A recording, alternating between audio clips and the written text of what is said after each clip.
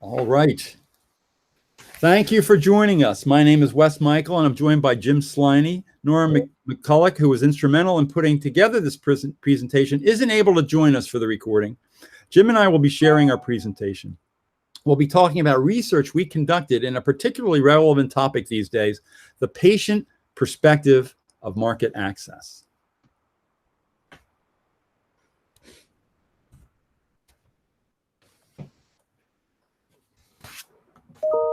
The three of us represent three different organizations that have joined together for this project. Patients Rising is a nonprofit organization that works with patients to advocate for access to treatments, innovations, and the care they need.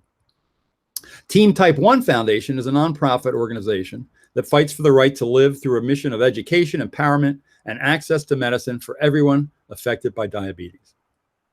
And Rare Patient Voice is a market research company connecting patients and caregivers with research opportunities.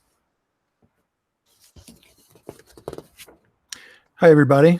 I'm Jim Sliney. I'm the Director of Patient Content at Patients Rising. I work very closely with patients, help them tell their stories. My background is clinical research, clinical care, and I got my writing degree from Columbia University.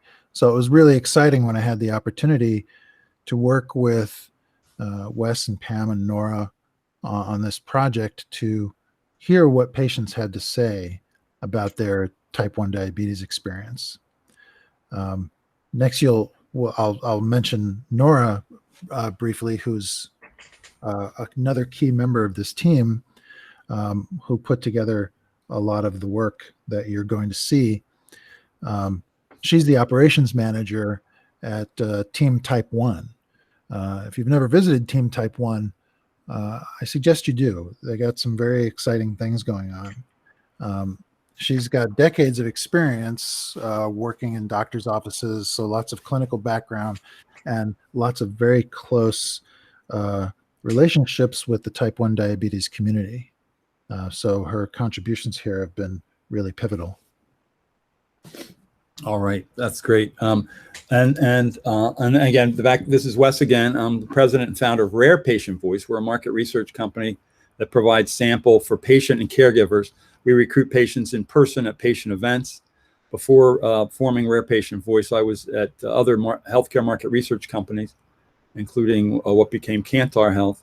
And I'm proud to say, before this year, I was actually on the board of Intellis. So shout out to all my Intellis friends out there. Today, we'll be talking about the patient perspective on market access. Of course, market access is the key to success for any new pharmaceutical, biotech, or medical device. How will it be paid for? Who will pay? And from the patient point of view, how much do I have to pay out of my pocket?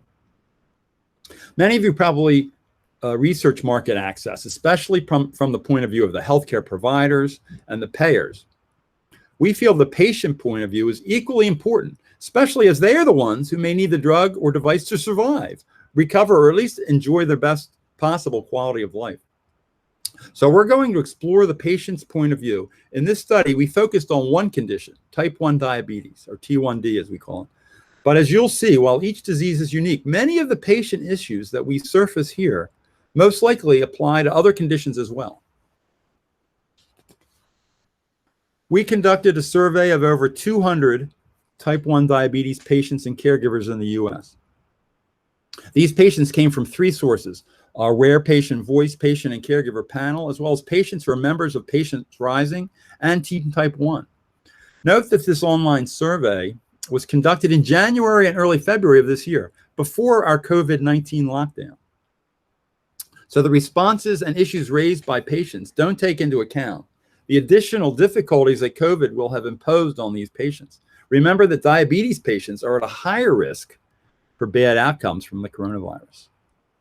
You'll also see that 3/4 of our responses were the patients, the others were the caregivers responding on behalf of the patients.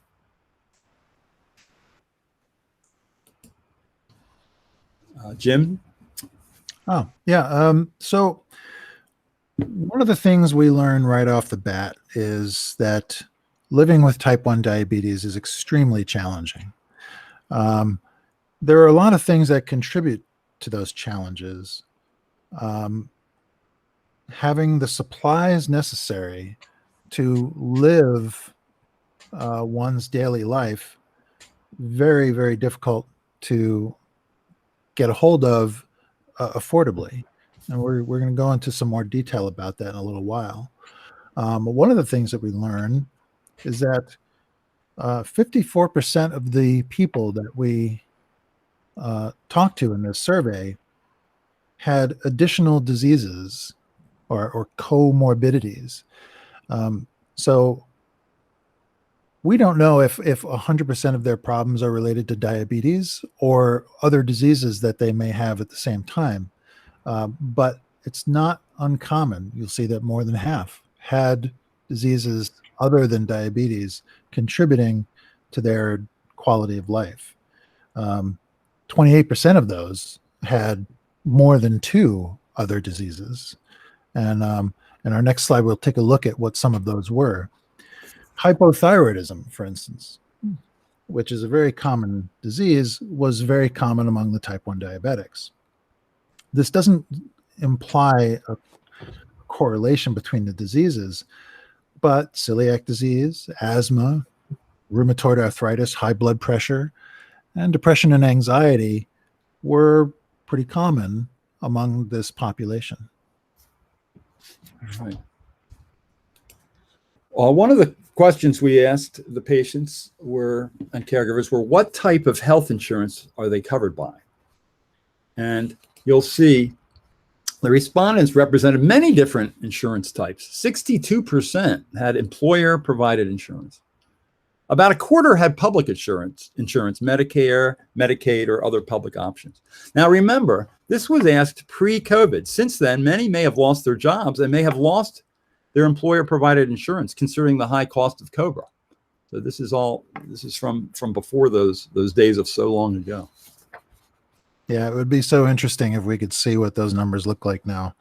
They wouldn't be very happy numbers, I think. Right. So we wanted to know also if a patient's insurer ever made them switch to a medication or treatment other than the one that the doctor and patient had agreed on. This is a policy known as step therapy or fail first therapy, where the insurer directs the patient to take a less expensive or lower tier drug first to see if it'll do the work that the drug that the doctor and patient agree on would do. So when we asked about this, we found that a majority of patients were asked to make a switch. 55% of them were asked by a non-physician to switch to another medication. So there's non-medical switching. And of these, 37% reported that it made no significant impact on their health. 1% said it made them better. So insurers get it right 1% of the time. But of course, 16% said it made their condition worse. And that's a real problem.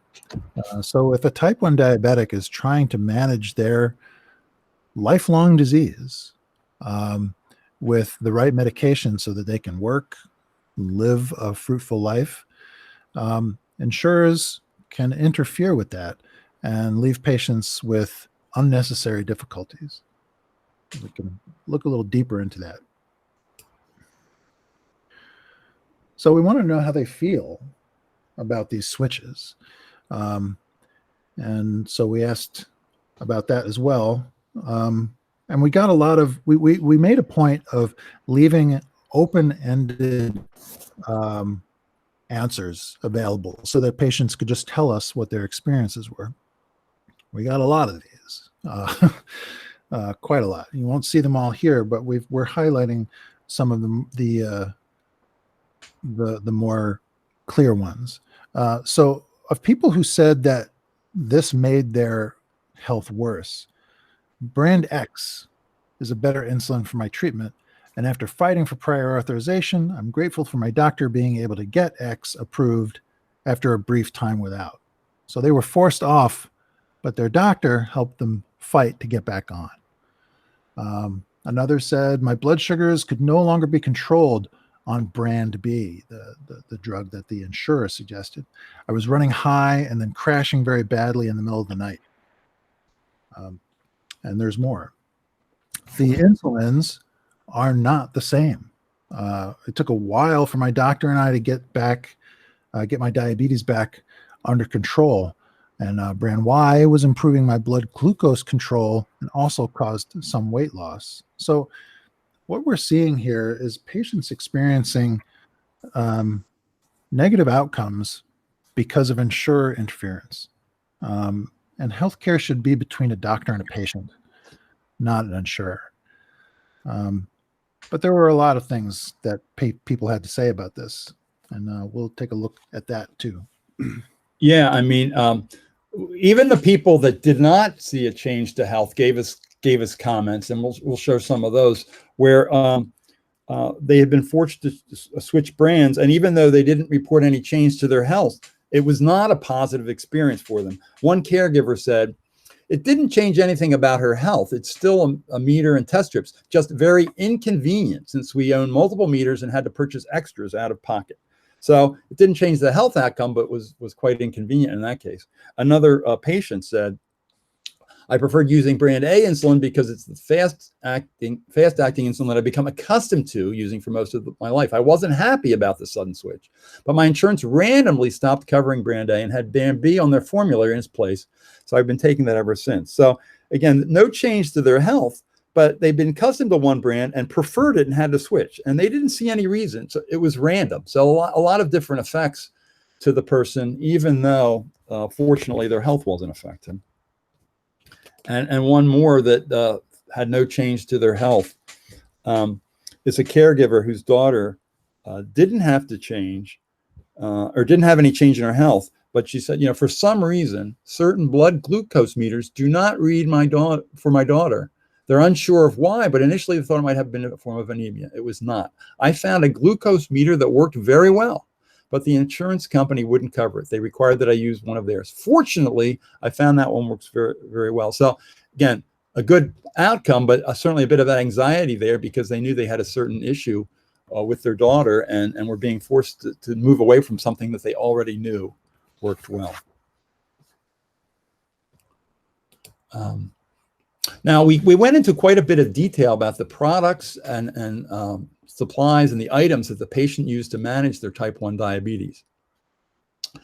So we asked, which ones do you use and which one, or do you, or does the patient, do you pay out of pocket, or how are they covered? And so we'll look in some detail at that. Now, here's what we found. Now, first of all, you'll see there's a lot of different items on here, and there's various bars. Let's explain what's going on here. The blue bars represent the percent of respondents that use a particular item. So virtually all reported using insulin. That's the one on the far left. See, that's well over 90%, as you'd expect, and as well as test strips, glucose meters, lancets, and on down the line. Now, the other bars indicate how well the products are covered. Either they were fully covered, which is the red bar, they were partially covered, which is the green bar, or they were not covered at all, which is the purple bar. You can see items are only covered fully for a minority, about 30% or less. So that's the blue bar is very rarely, it's always pretty much under 30% for any one of these items. So very few people have the luck to have these things fully covered. Most of the items are partially covered. Those are the higher green bars, generally a large 40% or higher for those items on the left. The items mostly not covered at all, the high purple bars, are the glucose tablets and the Sharps containers. So the patients are clearly funding a large portion of the items they need to manage on their type 1 diabetes. Yeah, this was really eye-opening, Wes. I was surprised when I saw all of this, that there were so many things that patients need on a daily basis that were not well covered. Right. So this points at serious problems with out-of-pocket costs, which we get to in a moment. Yeah, so that's the leads to, well, what if it's not covered? how much does it cost people? Yeah, so we wanted to know, what is this out-of-pocket cost? It seems like it's a thing that isn't talked about very much. You may have heard in the news recently that for some Medicare enrollees, they may have to pay only a $35 copay to get access to insulin as a program in the near future. And that's a really great stride forward. But it is for Medicare patients. And so that's not going to benefit everyone, but it's a move in the right direction. But it completely overlooks all those other out-of-pocket costs that people experience. And you'll see here, we all know that insulin is costing people a lot of money, and hopefully this new program is going to help change that. But look at continuous glucose monitors. People are paying over $120 a month out of pocket just for glucose monitors. Insulin pumps as well are drawing very close. People are paying almost $40 a month for glucagon, for alcohol wipes, things like that, just to perform the injections that they have to perform on a regular basis. None of these things are optional either. These are all things that people need on a regular basis. And so we're looking at $300 a month or more out of pocket for the average type 1 diabetic, certainly from the people that we surveyed in this with this tool. And we hear from a patient about this, a very moving short clip. I'll let her do the talking. Do you want to know why I hate diabetes? This is why. That's the bill I have to pay. That's the bill I have to pay for 6 sensors and 2 transmitters. And there's no way around it. I have to pay it because I need sensors. I need to live. Why? Why are those prices so high? Why are these companies charging so much? And I will be ordering more this year. And I've paid it before. I'm really feeling it hard tonight. This sucks. This needs to change. It's not right. It has to change. This has to change. It's not right. That's pretty powerful stuff. That patient, by the way, was not someone who completed our survey, but instead is one of the patients that we have conversations with regularly, who wanted to be heard on that topic, and very important that she is. So, we also asked people about the diabetes self-management training or education program. This is informed decision-making for patients, self-care behaviors, how to solve problems, and have good collaborations with their healthcare team to improve clinical outcomes. We wanted to also know if patients' insurance was covering mental health, something just routinely overlooked in American healthcare. Here's what we found. When we looked at mental health coverage, mental health coverage on paper looks pretty good. 67% of people had mental health coverage. 26% didn't know. Hopefully that means that they haven't needed it and so haven't asked for it. And only 7% reported not having coverage for mental health services. Now, any percent is too much. But this at least is an encouraging sign that mental health care is available to these patients. Now, a whole other survey model will be necessary to find out if that 67% translates into actual availability and access to mental health care. Because we've heard a lot of stories about insurance companies having what looks like a robust list of mental health providers, but people are having great difficulty actually getting appointments with those providers. Like I said, that's a discussion for another time. As for the coverage of the diabetic self-management training, almost half of the people had no idea. They just didn't even know to ask about it. 35% said it was covered, and 20% said it wasn't. Now, if you want to have good outcomes over time, a self-management training or education program is going to keep people from excessive numbers of doctor's visits, probably keep people out of the emergency room, and bring costs down. But it's not covered consistently, and that's really unfortunate. Now, we also ask people when we're investigating their out-of-pocket costs, whether they use any kind of copay coupons, assistance, drug coupons, patient assistance programs to bring down the cost of their prescriptions or their treatments. But we also wanted to know, was the value of that assistance applied towards paying down their annual deductibles?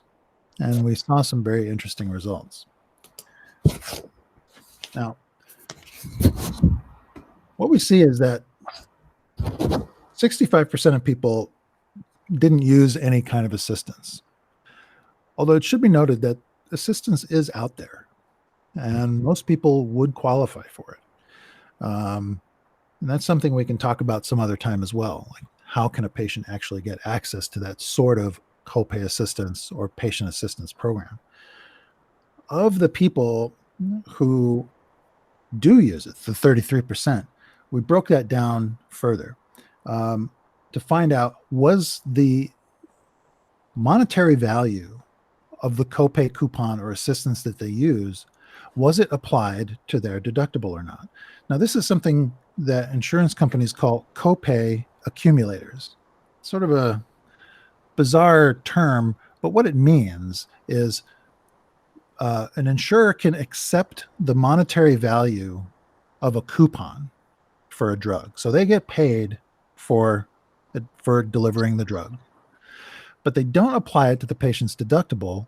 And so the patient has to pay anyway for the equivalent value that coupon covers. So if mom gives me $1 to go buy an apple, and I give the vendor my $1 and I get the apple, the vendor is then going to ask me for another $1. So that's a way that insurers and pharmacy benefit managers double dip. And when we asked people about this, 26% had no idea whether it was taken out of their deductible or not. And that's fair, because these things are complicated. And when you're a patient in need, you're not always thinking about what you're going to have to pay at the end of a year. 24% said yes, it was applied to their deductible. And that's good to hear, because there are several states where the copay accumulator that I described is illegal. And when you think about the fact that it's double dipping, it's clear why it's illegal. 50%, half of the people said it's not applied to their deductible. So those people are paying twice. Why have a copay coupon at all if ultimately they're going to have to pay that money anyway? That really significantly contributes to the patient's out-of-pocket costs, and it's wrong. And type 1 diabetics are living with that in a very serious way, because they have a lot of out-of-pocket costs. Mm-hmm. All right. Yeah. We also asked them overall, what are the obstacles they face in obtaining their type 1 diabetes treatment and care? And you'll see we have a long list. I mean, there's obviously a lot of obstacles to managing. The most mentioned item, and they could select as many as that applied here. You'll see it as up to 100%, but was the out-of-pocket costs. I mean, we've just heard a bit about that. I mean, over 80% selected that as an obstacle to their treatment. And some of the other frequently mentioned items were the insurance delays, the time it takes to get an appointment, and being forced to try cheaper medications first. Yeah, I mean, this is a really complicated issue. The slide itself kind of creates a complicated picture. If if a patient has to spend money or time to travel, this is something that applies to more rural patients, the amount of time it takes to get back and forth to their doctor. And what if their doctor, the doctor that they go to see, is not coordinating their care with their primary doctor? So care coordination, doctors not talking to each other. There were also several things that came up more sporadically, like people are just exhausted from having type 1 diabetes. As you could hear from the patient you saw in the video earlier, she seemed pretty fed up, pretty exhausted. How do you get time off from work for appointments? How do you reapply every year for assistance? Those things aren't easy. They're time consuming. Finding a good endocrinologist, not easy. And insurance just not covering up-to-date devices. So people often end up using older stuff. This is a really long conversation to be had. But out-of-pocket costs are clearly the biggest obstacle. But let's keep talking about this. Yeah, and here's some of the specific complaints that people raised about the pricing and the copays. The first one, the copays for continuous glucose monitoring supplies are crazy high to me. I'm having trouble to get the supplies right now because of it. Yeah. There are teachers out there. Teacher with a master's degree. The cost of insulin alone makes it hard for me to pay rent. Pay rent. Yeah. She's choosing between living with a roof over her head and living with diabetes. And living, they really. Yeah. And that last one really got us all. It's like, here's a person. Luckily, we live near the Mexican border. I spoke to their local JDRF office. They say the insulin from there is safe. So the doctors in their area are telling folks to go to Mexico to get it. That's how they're handling the pricing. There's America right there, folks. Go to Mexico for your drugs. What is going on? This is crazy stuff. And some other hassles with mentioning insurance were also brought up. We have some examples here. Like the one on the left, some suppliers require monthly reorders, which is a pain since type 1 is chronic and not going away. Ticks me off to have to call them every month. The one on the right had to be on the phone for over 8 hours. They actually, she said, I added up all my calls, but from December between my insurance company and DME supplier. So can you imagine spending that much time? It's just, yeah. What is your time worth to you? What is 8 hours and 36 minutes worth? That's time not spent with your family. That's time not working. That's time not getting paid. That's just trying to navigate the system as it exists. That just sucks. One more to add insult. I spend 20 hours a week dealing with suppliers to get supplies. I'm still working and do not have time. It's exhausting. We hear that word exhausting a lot throughout this, but you can imagine exhausting dealing with all this. So and hassles in addition to the dollars and cents coming out of the pocket. Yeah. Yeah. When we try to look at the big picture here, we didn't want to just look at out-of-pocket costs, but we wanted to look at the quality of care that people could get access to. Could they even get access to it? And to get the good stuff, how much were they having to pay?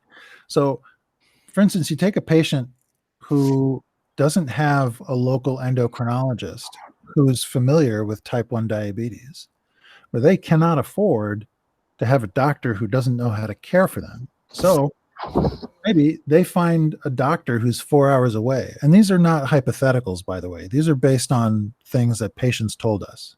Right. So patient finds a doctor 4 hours away. They have to travel 4 hours in each direction just to see the doctor to keep them alive. Because they can't get any prescriptions without being present with the doctor.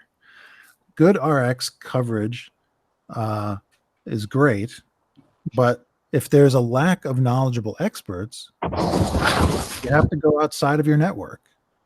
And we all know what happens when you go outside the network. The prices skyrocket. But people with a disease like this that they're going to have for their entire lives, they need good quality care. And so they're willing to travel for it. They're willing to pay for it. The problem is they shouldn't have to.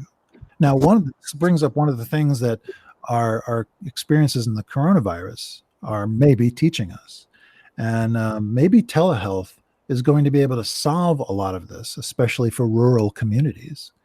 We can only hope that it will, and certainly push for changes just like that. Yeah, that would be a good outcome from a bad situation.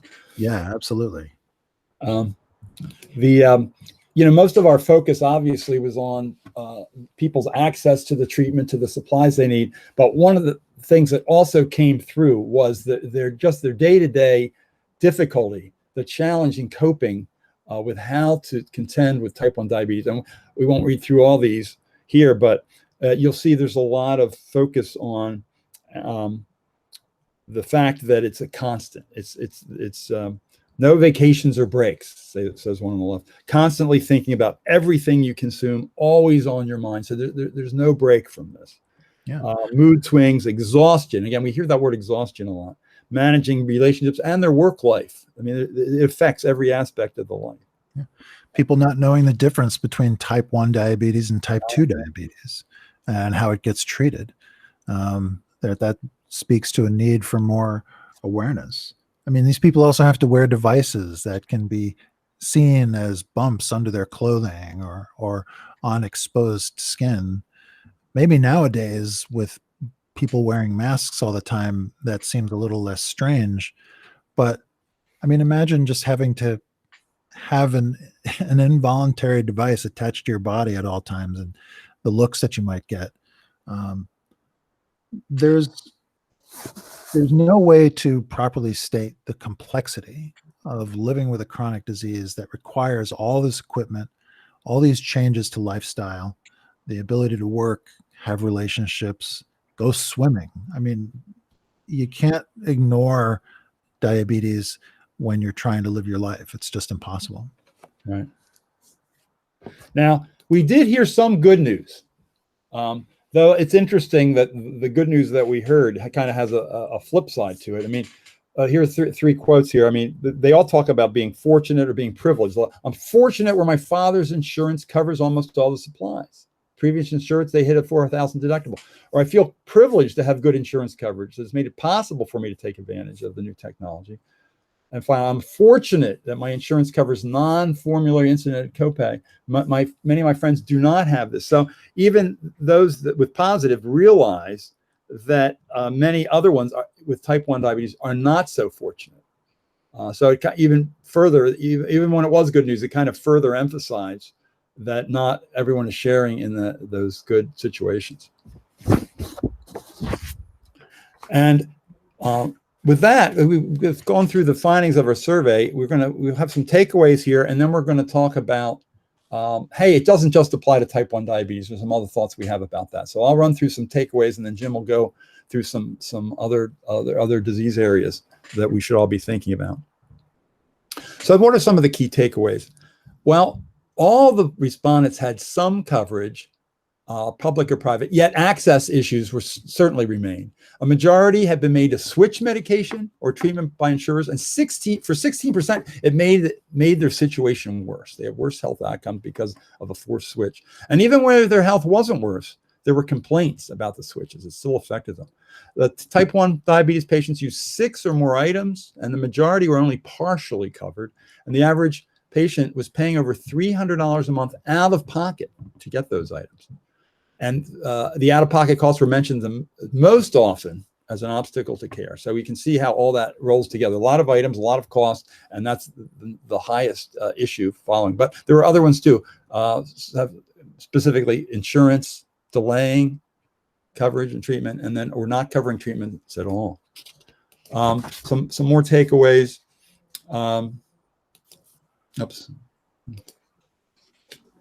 A majority reported that the mental health visits were covered. There certainly is a lack of knowledge regarding the diabetes self-management training and education. A third of the patients used the copay coupons or of the sort, but few used them to pay down the deductible. Many with decent coverage had complaints about the quality of care and the hassles of dealing with insurance companies. So just having the coverage doesn't solve all the problems.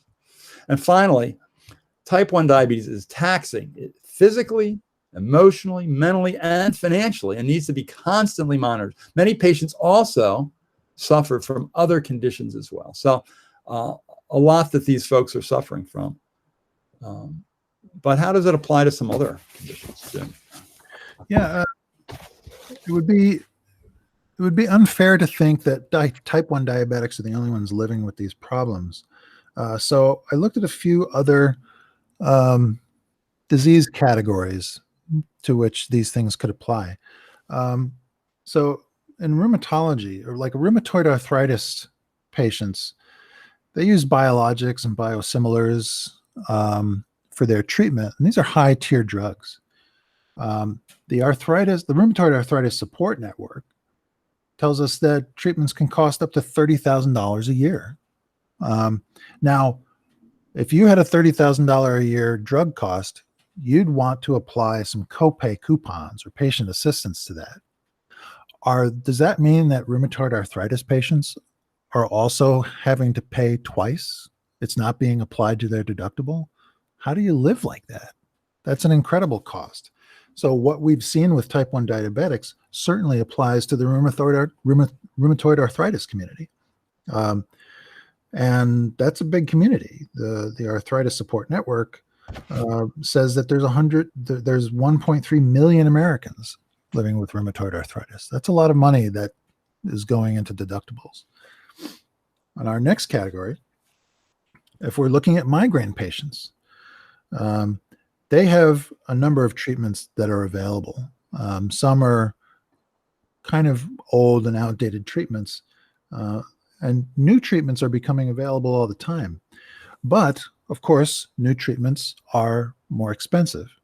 The insurers will often force migraine patients to go onto the cheaper drugs first. This is that step therapy or fail first that we were talking about. I know a woman who wanted to be on Botox for her migraines because she and her doctor decided that was the thing that they should try next. But the insurer pushed her back a step, and she spent 6 months trying to prove that she tried this other medication before she could get access to the Botox. 6 months. That's crazy. So the Migraine Research Foundation says 1 in 4 households in America have someone living with migraine. All these people being pushed backwards, held back from the treatments that could help them. That's a real problem. And the final category we're talking about is gastroenterology. I have a close relationship with the digestive tract paralysis community. And I know that they use parenteral nutrition with PICC lines or tube feeding. And that requires a lot of equipment. Now, most insurances will have durable medical equipment coverage, but much like diabetics, a lot of their equipment is consumable, and it's not covered or not covered well. And if we were to look with the same tool at the digestive tract paralysis community, I'm sure that we would find that people have out-of-pocket costs in the hundreds of dollars a month. Mm-hmm. These are often going to be people who, by the way, are living on Social Security disability. And so $300-400 a month might be half of all of the money that they get to live. The International Foundation for Gastrointestinal Disorders says that there's 5 million Americans living with gastroparesis. And that's just one, the most common, but only one of the types of digestive tract paralysis. So these problems are impacting a lot of people. Yeah, well, thanks, Jim. Sure. That brings us to the end here. We hope you gained a new perspective on market access, the patient's perspective. We'd be happy to answer any questions you have. And let me just say, it was a real pleasure working with Jim and Nora going through this, and we all learned so much. So thanks, everybody. Same here, Wes and Pam and Nora. This was really a great experience. I feel like I've walked away with a lot of new knowledge. Thank you, everyone.